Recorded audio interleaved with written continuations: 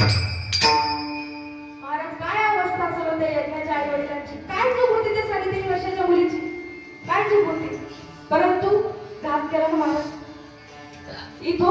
इथे ते म्हणतायत की घात काळाने केला, तसं नाही हो महाराज, नाही. राक्षस वृत्तीचे लोक या सध्या काळात झालेले आहेत. व्यवहार कोणाचा आणि शिक्षा कोणाला, नाही का महाराज? त्या मुलीची काय चूक होती हो?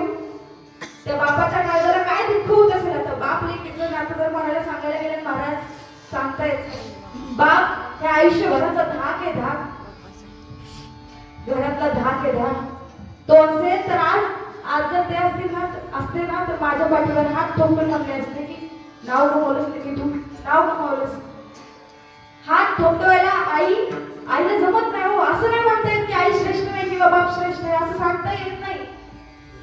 परंतु ते जर आज असते तर माझं थोडंफार बाप जेव्हा पुढे असतो ना महाराज, तर त्याच्या माघारी सुद्धा परिक्रमे केले मुलींनी तरी घाबरायची गरज नसते. स्त्री एवढा विश्वास ठेवू शकत नाही हो की तू बाहेर व्यवहार कर, मी तुझ्या पाठीशी आहे.